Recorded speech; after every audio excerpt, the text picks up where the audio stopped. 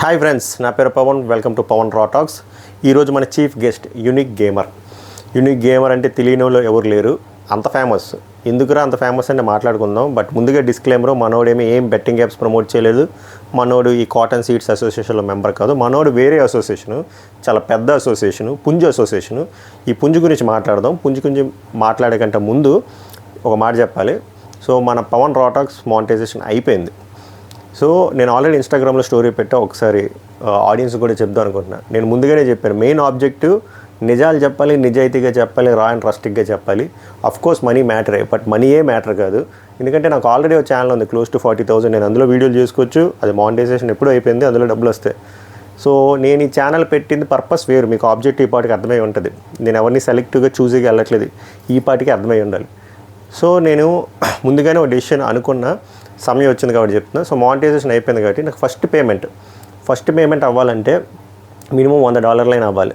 So అది $100 అవ్వనివ్వండి, $500 అవ్వనివ్వండి, $1000 అవ్వనివ్వండి, ఇన్ని అయితే ఎంత ఫస్ట్ పేమెంట్ నాకు ఎంత అమౌంట్ అయితే వస్తుందో అంత అమౌంట్ మొత్తం ఒక మంచి కాజ్కి నేను యూజ్ చేద్దాం అనుకుంటున్నాను, ఆర్ఫనేజ్కి. ఇంకొన్ని డీటెయిల్స్ మొత్తం మనకి రెవెన్యూ రాగానే చెప్తా. సో ముందుగా ఇది చెప్పాలనుకుంటున్నా, ఎందుకంటే మన ఆబ్జెక్టివ్ తెలుసుకోవాలి. మనమేమి క్రింజ్ కంటెంట్ చేయట్లేదు, ఎవరి మీద పడిపోయి సంపాదించట్లేదు. మనీయే మెయిన్ ఆబ్జెక్టివ్ కాదని తెలియచేద్దామని చెప్పి ముందే చెప్తున్నా. Sorry for the late and lag. అది నాకు ల్యాగ్ చిరాకే, బట్ ఈ ఇన్ఫో పాస్ చేద్దామని. ఇప్పుడు మనం యూనిక్ గేమర్ గురించి చూద్దాం. యూనిక్ గేమర్ మనోడి పేరు రాజన్న అంటే అసలు పేరు వదిలేండి, అసలు పేరు ఎందుకు, రాజన్న.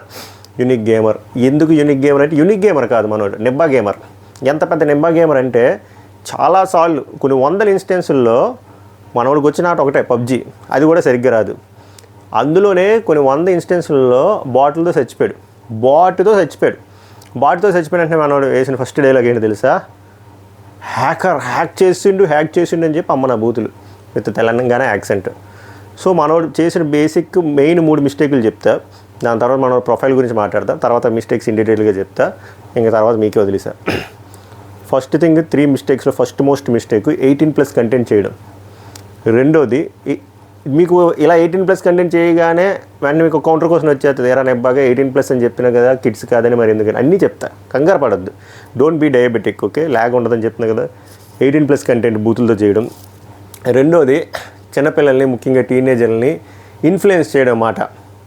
అంటే నాకు KTM బైక్ కావాలి, మీరు సూపర్ చాట్లు వేయండి, డబ్బులు వేయండి, నేను ఈ స్కిన్ కొనాలి, ఈ థీమ్ కొనాలి, నేను ఈ మందు బాటిల్ కొనాలి, నేను ఈ కారు కొనాలి అని చెప్పి చాలా స్కాములు చేసి స్కీములు వేసి అవి మాట్లాడదాం. మూడోది వచ్చేసరికి, యూట్యూబ్ లాంటి ప్లాట్ఫామ్లో మనం ఎలాగైనా యూజ్ చేసుకోవచ్చు. మనం ఎంత కరెక్ట్గా యూజ్ చేసుకునేదే ఇంపార్టెంట్. మనోడికి ఇంత ఫేమ్ వచ్చిన తర్వాత ఏం చేశాడంటే లెక్కర్ వీడియోలు చేయడం. ఈ లెక్కర్ ఈ టేస్ట్ ఉంటుంది, ఈ లెక్కర్కి ఈ స్టఫ్ ఉంటుంది. సో ఈ 3 తప్పులు చేశాడు. బెట్టింగ్ యాప్లు ఎంత భయంకరమో ఎంత తప్పులో ఇవి కూడా అంతే తప్పులు. సో ఏదైనా తప్పే పవన్ రా టాక్స్ అనేది ఎక్స్పోజ్ చేయడానికి. సో ఇవి కవర్ చేద్దాం. దీనికంటే ముందు అసలు యూనిక్ గేమర్ ఎవరు చాలామంది తెలియలేని వాళ్ళు ఉన్నారనుకోండి, వాళ్ళకి చెప్పాలి కదా ఇన్ఫో. యూనిక్ గేమర్ ప్రొఫైల్ గురించి మాట్లాడదాం. కోవిడ్కి ముందు మనకు తెలిసిందే పబ్జీ గేమ్ వచ్చింది, మంచి హల్చల్. అప్పుడు నేను కూడా విచ్చలవిడిగా ఆడిన వాళ్ళు ఉన్నాను, మేము మా ఫ్రెండ్స్. అబ్బో అరాచకం. సో తెలుగు గేమింగ్ కమ్యూనిటీని బిల్డ్ చేసింది ఒక విధంగా చెప్పాలని యూనిక్ గేమర్, దాన్ని అప్రిషియేట్ చేయాలి. సో ఫస్ట్ మనోడే లైవ్లు స్టార్ట్ చేశారు. ఇంకా తెలుగు గేమర్ అని ఇంకో అబ్బాయి ఉన్నాడు, అలా చేశారు. బట్ మనోడికి క్రేజ్ వచ్చింది, ఎందుకంటే కొంచెం ఫన్ చేస్తాడు. అప్పుడు బూతులు ఇంకా స్టార్ట్ చేయలే, ఇంకా డబుల్ మీనింగ్ బై డైలాగులే వేస్తున్నాడు లైవ్ స్ట్రీముల్లోని.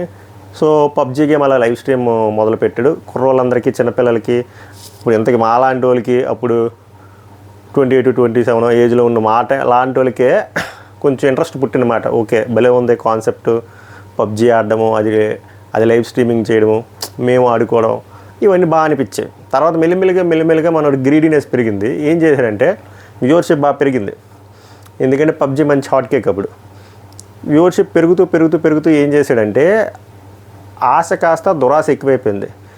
ఎంత దురాశ ఎక్కువైపోయిందంటే మనోడు ఏం కొనుక్కోవాలన్నా, ఫర్ ఎగ్జాంపుల్ ఒక బైక్ కొనుక్కోవాలన్నా, లేకపోతే పబ్జీలో థీమ్స్ ఉంటాయి, థీమ్స్ కొనుక్కోవాలన్నా, ఆ గన్లు కొనుక్కోవాలన్నా, దానికి థీమ్స్, స్కిన్ను ఏమి కొనుక్కోవాలన్నా, చివరికి ఆడు ఇంట్లో వస్తువులు కొనుక్కోవాలన్నా కూడా సూపర్ చాట్ అయిందని అది ఇండైరెక్ట్ వేలో ఇన్ఫ్లుయెన్స్ చేస్తే ఎక్కువ మంది మెజారిటీ ఆఫ్ ఆడియన్స్ ఆ టైంలో చూసిన వాళ్ళు టీనేజర్స్ ఇన్ఫ్లుయెన్స్ అయిపోయి వాళ్ళ పేరెంట్స్ మనీ తెలియకుండా వేసిన బాధితులు చాలామంది ఉన్నారు.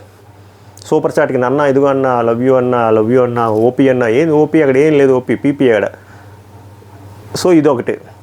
రెండోది ఒకటి ఈ వ్యూవర్షిప్ ఇంకా పెంచుకోవడం కోసం ఏం చేశాడంటే కోవిడ్ టైంలోని 18+ స్ట్రీములు స్టార్ట్ చేశాడు. 18+ స్ట్రీములు స్టార్ట్ చేసి అమ్మ నా బూతులు, ప్రతి బూతి అమ్మల మీద, అక్కల మీద, చెల్లెల మీద, మొత్తం లేడీస్ మీద కంట్రోల్ అనేది లేకుండా ఇష్టం వచ్చినట్టు విచ్చలవిడిగా. మీరు నాన్ వెజ్ అంటున్నారు, నాన్ వెజ్ ఇంకా సోషల్ కాజ్ మీద ఫైట్ చేస్తూ వాళ్ళ మీద మండి మాట్లాడుతున్నాడు. ఇక్కడ ఏం ఉండదు, ఏం లేకపోయినా సరదాకి నరం లేని నాలుగు అంటారు కదా, నిజంగా దానికి బెస్ట్ ఎగ్జాంపుల్ మనోడికి.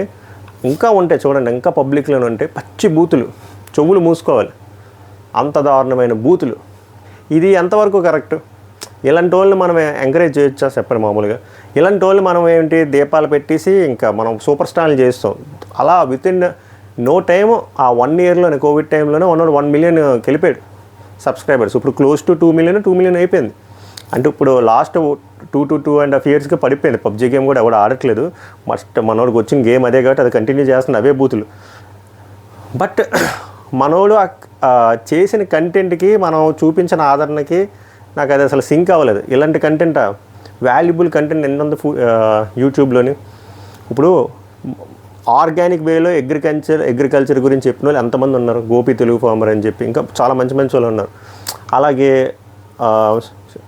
స్టడీస్ రిలేటెడ్వి కానీ, అగ్రికల్చర్ రిలేటెడ్ కానీ, అలా మొత్తం ఫుడ్ రిలేటెడ్వి కానీ అన్నీ మంచి కంటెంట్ ఉన్నాయి. అవి మనం చూడడం. ఇలాంటి క్రింజ్ చేసేటోళ్ళని, ఇలా లేడీస్ని యూస్ చేసి అమ్మల్ని, అక్కల్ని, చెల్లెల్ని, భార్యల్ని యూస్ చేసి పచ్చి బూతులు తిట్టిన వాళ్ళు మనం ఎంకరేజ్ చేస్తాం.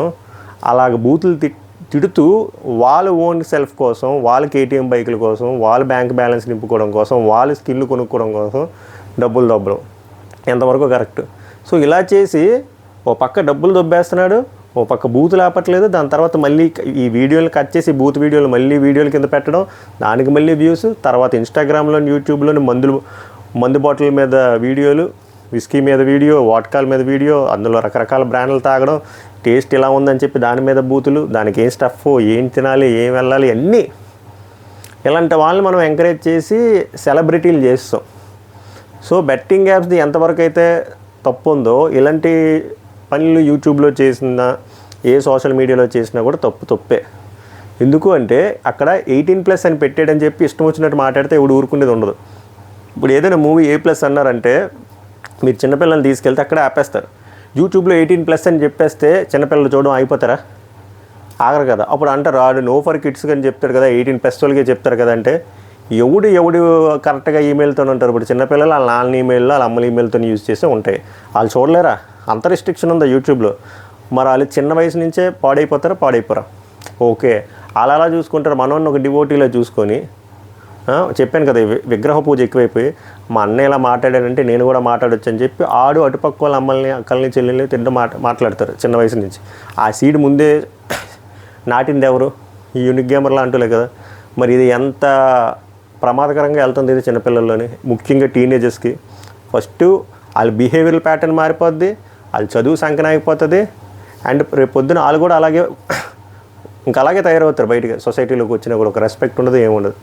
దీంతోపాటు మనీ కూడా స్కామ్ అని చెప్పాను కదా. మనోడు కొనుక్కోవాలంటే మనోడు పైసలు వేసుకొని కొనుక్కోవాలి, లేకపోతే యూట్యూబ్ నుంచి వస్తున్న రెవెన్యూ మీద కొనుక్కోవాలి. కానీ ఈ సూపర్ చాట్లు దందా ఏంటి? వీడి వల్ల పడిపోయి అన్న గ్రేట్ అని చెప్పాను కదా. వాళ్ళ ఫాదర్స్వి పేటిఎంలు యూజ్ చేయడం, క్రెడిట్ కార్డులు యూజ్ చేయడం, అన్నీ యూజ్ చేసి చాలామంది, మీరు నమ్మరు, కొన్ని వేల మనీ మనోడికి డొనేట్ చేశారు త్రూ సూపర్ చాట్లో.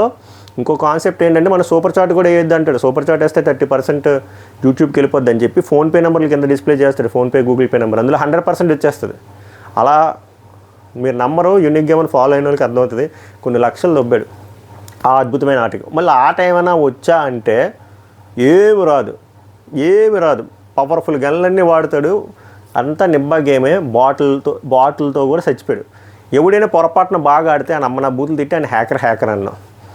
మనోడు కొట్టేస్తే తోపు తురుము స్నైపర్ గాడ్ అంటాడు. పెద్ద గన్లు పెట్టుకొని అక్కడెక్కడో దూరంగా ఉండాడు, మూమెంట్ లేని వాళ్ళని కొట్టేస్తాడు బాటిల్ అంటాడు. మనోడిని స్నైపర్ గాడ్. మళ్ళీ ఒక లఫూట్ డైలాగ్ ఒకటి, పుంజొచ్చి పెట్టన మింగితే ఏమవుతుంది తెలుసాడు? ఏమవుతుంది? ఇలానే ఉంటుంది. అటుపక్క వాళ్ళు బాగా ఆడితే వాళ్ళేమో హ్యాకర్లు అయిపోతారు. అప్పుడు అమ్మ నా బూతులు. సో బేసిక్గా ఏ విధంగా చూసినా కూడా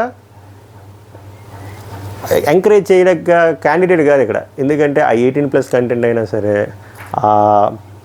ఆ మనీ దందా కానీ అయినా సరే, ఆ ఆల్కహాల్ ప్రమోషన్ అయినా సరే, అసలు ఏది కరెక్ట్ కాదు. ఇలాంటి వాళ్ళు మనం ఎంకరేజ్ చేస్తున్నాం. సో నేను చెప్పేది ఏంటంటే, బెట్టింగ్ని నేను చెప్పాను కదా, బెట్టింగ్ని ప్రమోట్ చేసే వాళ్ళకి మనం ఏం పెద్ద శిక్ష అవసరం లేదు. గవర్నమెంట్ చూసుకుంటుందని మనం చూసుకోదో పక్కన పెట్టేస్తే, మనం అలాంటి వాళ్ళు అన్సబ్స్క్రైబ్ చేయాలి, అన్ఫాలో చేయాలి. అదే పెద్ద పనిష్మెంట్. వీలైతే రిపోర్ట్లు కొట్టాలన్నా కదా. ఇలాంటి క్యాండిడేట్లు ఇలా చిన్నపిల్లల్ని ఎస్పెషల్లీ టీనేజర్స్ వయసులో ఉన్నప్పుడే కరెక్ట్గా డీబీఎస్లో ఉంటుంది. అలాంటప్పుడు ఎక్కువ ఇలాంటి వాళ్ళని చూసి ఇన్ఫ్లుయెన్స్ అవుతారు.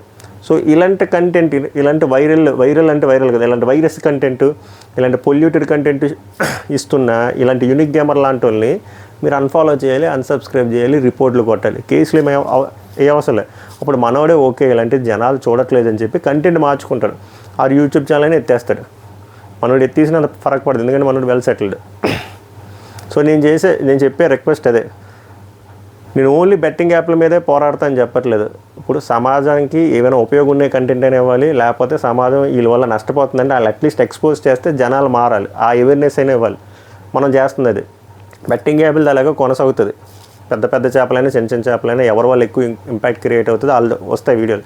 దాంతోపాటు సోషల్ మీడియాలో ఉన్న క్రింజ్ కంటెంట్ క్రియేటర్లను కూడా ఎక్స్పోజ్ చేయాలి. అందులో one of the top contestant or contender is unique gamer alias Raju. పెద్ద నిబ్బ గేమర్. ఐ హోప్ మీకు అర్థమై ఉంటుంది. సో మీ పిల్లలు కానీ ఎవరైనా ఇలాంటి కంటెంట్లు చూస్తే దయచేసి మీ ఫోన్లు ఇవ్వకండి. ఫస్ట్ అన్సబ్స్క్రైబ్ చేసి అన్ఫాలో చేసి, ఒకవేళ పొరపాటున మీకు హోమ్ పేజ్లో కానీ ఎక్కడైనా వస్తే నాట్ ఇంట్రెస్టెడ్ అని కొట్టండి. అప్పుడు ఎప్పటికీ రాదు. రిపోర్ట్ కొట్టండి, ఇంకెప్పటికీ రాదు. అప్పుడే మీ పిల్లలు సేఫ్గా ఉంటారు. ఆర్ఎల్స్ వాళ్ళు కూడా ఇలాగే వల్గర్ లాంగ్వేజ్తోనే వాళ్ళ ప్రవర్తన అలా ఎన్హాన్స్ అవుతూ ఉంటుంది. సొసైటీలో కూడా వాళ్ళు అలాగే తయారవుతారు. లేడీస్కి రెస్పెక్ట్ ఉండదు, పెద్దవాళ్ళకి రెస్పెక్ట్ ఉండదు. మళ్ళీ చెప్తున్నానుగా, ఆ మందు ప్రమోషన్ వల్ల 2 votes అటువైపు వెళ్తారు. ఇప్పుడు నేను మందు తాగను, పత్తి గింజ అనట్లే, బట్ చిన్న ఏజ్ అప్పుడే మారిపోతే అది వేరేలా వెళ్తుంది. అది అవ్వకూడదు. ఏదైనా ఒక లిమిటెడ్ వేలో ఉండాలి. అది ఐ హోప్ ఈ వీడియో తాలూకు సారాంశం మీకు అర్థమైంది అనుకుంటున్నా. మళ్ళీ రేపు ఒక మంచి గెస్ట్తో వద్దాం. అది బెట్టింగ్ యాప్ గెస్ట్ అవ్వచ్చు, లేకపోతే ఇలాంటి పారాసైట్లు అయినా అవ్వచ్చు, లేకపోతే ఇంకొన్ని పారాసైట్లు ఉన్నాయి వేరే వర్గంలో, వాళ్ళు మనం ఎక్స్పోజ్ చేయడం ట్రై చేద్దాం. మళ్ళీ రేపు కలుద్దాం. అంటిల్ దెన్, సభకు నమస్కారం.